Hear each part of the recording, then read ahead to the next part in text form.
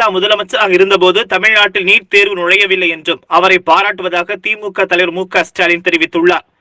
வேலூர் மாவட்டம் பள்ளிகொண்டா அடுத்த கந்தநேரி பகுதியில் உங்கள் தொகுதியில் ஸ்டாலின் நிகழ்ச்சியில் திமுக தலைவர் ஸ்டாலின் கலந்து கொண்டார்.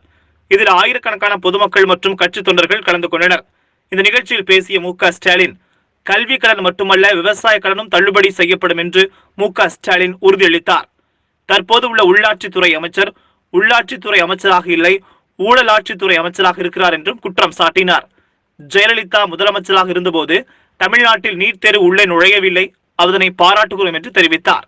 ஆனால் தற்போதுள்ள அதிமுக ஆட்சி மத்திய அரசின் கைப்பாவையாக உள்ளதாகவும் இதனால்தான் நீட் தேர்வு உள்ளே நுழைந்து விட்டதாகவும் தெரிவித்தார்.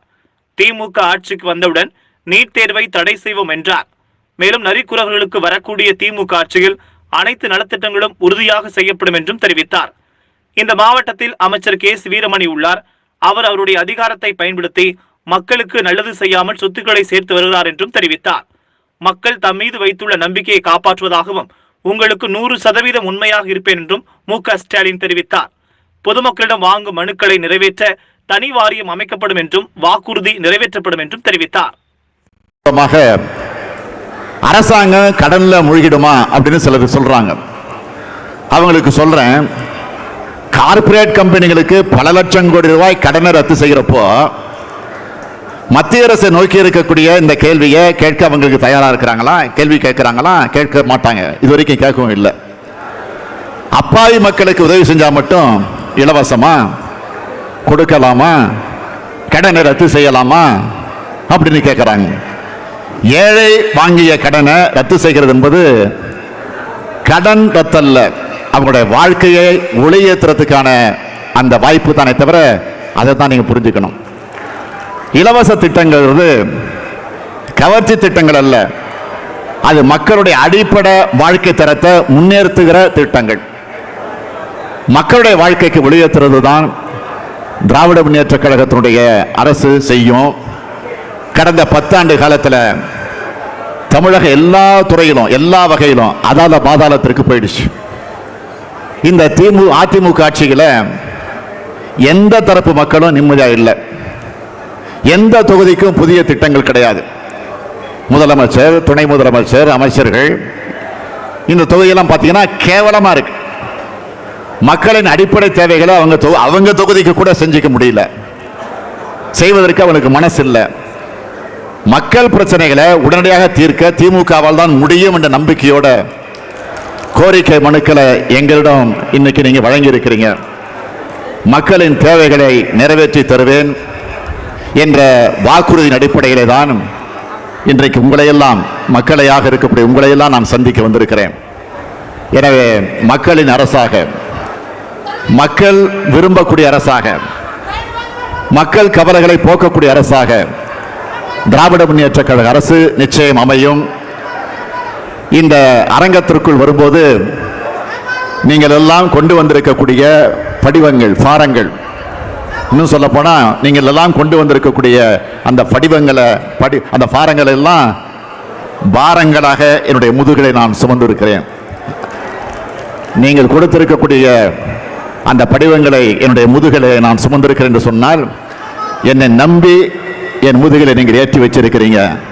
கவலைப்படாதீர்கள், நம்பிக்கையுடன் நீங்கள் செல்லுங்கள். இந்த ஸ்டாலின் இருக்கிறான், திராவிட முன்னேற்ற கழக ஆட்சி விரைவில் அமையும் என்கிற நம்பிக்கையோடு நீங்கள் சொல்லுங்கள். கல்வி கடன் மட்டும் இல்ல, மாணவருடைய கல்வி கடன் மட்டுமல்ல, விவசாயிகளுடைய கடனும் தள்ளுபடி செய்யப்படும் என்று நம்ம அறிவிச்சிருக்கிறோம். கவலைப்படாதீங்க. பார்லிமெண்ட் எலெக்ஷன் அப்போவே நம்ம அந்த உறுதிமொழி கொடுத்துருக்கிறோம். ஆனால் மத்தியில் நம்ம ஆட்சிக்கு வர முடியல, அதனால தான் அந்த பிரச்சனை நமக்கு ஏற்பட்டுச்சு.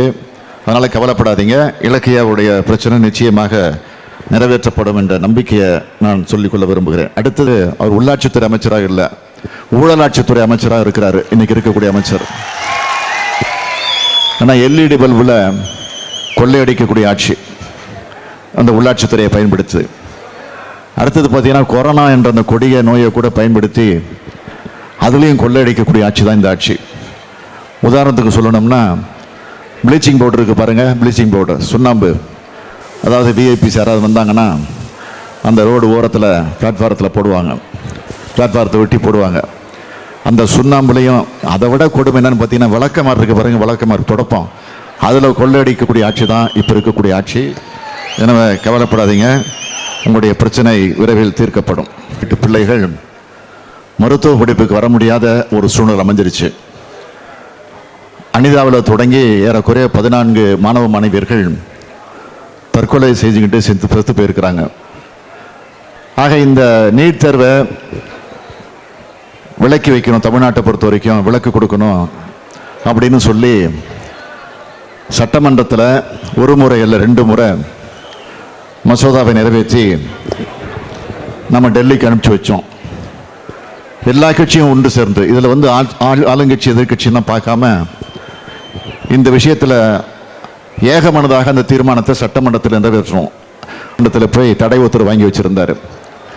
இன்னும் வெளிப்படையாக சொல்லணும்னா அம்மையார் ஜெயலலிதா அவர்கள் முதலமைச்சராக இருந்த வரையில் கூட நீட் தேர்வு தமிழ்நாட்டுக்குள் நுழையல, தடுத்து நிறுத்தி வச்சிருந்தாங்க. உள்ளபடியாக பாராட்டணும் தான், அதை நம்ம மறுக்கல. ஆனால் ஜெயலலிதா மறைவுக்கு பிறகு பழனிசாமி அவர்கள் முதலமைச்சராக பொறுப்பேற்றதற்கு பிறகு நீட் தமிழ்நாட்டில் நுழைஞ்சிருச்சுன்னா இன்றைக்கு மத்திய அரசுக்கு வால் பிடிக்கிற அடிபணிந்து ஊமையாக இன்றைக்கு அடிமையாக காலிலே விழுந்து ஆட்சியை நடத்திக்கிட்டு இருக்கிறாங்க. அதனால தான் துணிச்சலாக தமிழ்நாட்டில் நீட்டை கொண்டு வந்து நுழைச்சி பல மாணவ மாணவர்கள் அதனால் தற்கொலை செய்து கொள்ளக்கூடிய கொடுமை நடந்துக்கிட்டு இருக்கு. அதனால தான் தொடர்ந்து இப்போ இல்லை இன்னைக்கு இல்லை தொடர்ந்து பல ஆண்டு காலமாக நான் சொல்லிட்டு வருவது என்னன்னு கேட்டிங்கன்னா, திமுக ஆட்சிக்கு வருகிற போது நிச்சயமாக உறுதியாக தமிழ்நாட்டை பொறுத்த வரைக்கும் நீட்டை பொறுத்த வரைக்கும் விலக்கு பெற்றே தீர்வோம், அதில் எந்த மாற்றமும் கிடையாது, அதற்கான முழு முயற்சியில் நாங்கள் ஈடுபடுவோம் என்ற நம்பிக்கை நான் தொடர்ந்து சொல்லிட்டு இருக்கிறேன்.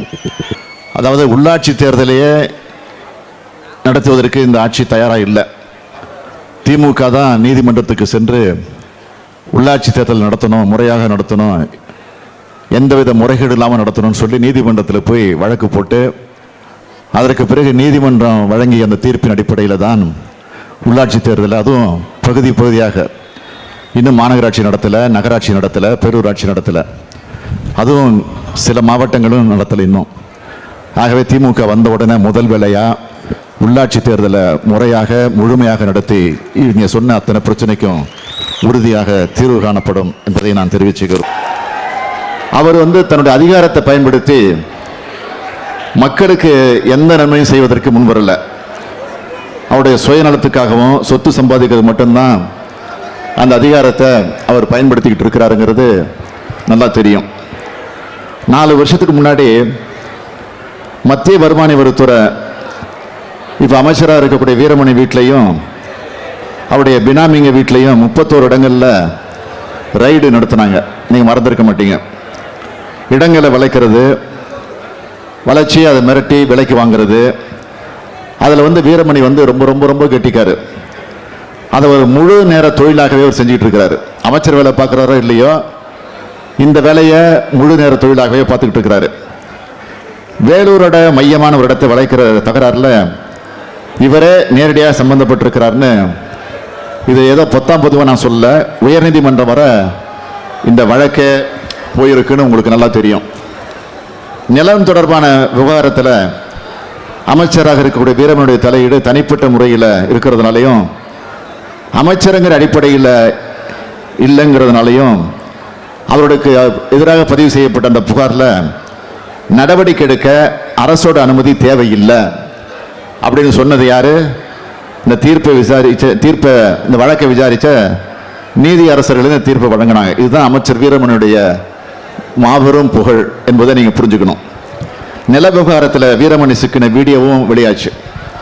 தன்னோட கல்லூரியை கட்டுறதுக்கான அதுக்காக அவர் மணல் கொள்ளைகள் நடத்தினது, ஏலகிரி பெப்சி குடோனை வாங்கினதில் நடந்த சட்டம் ஒழுங்கு அத்துமீறல்கள், இதெல்லாம் பொதுமக்களுக்கு நல்லாவே தெரியும்.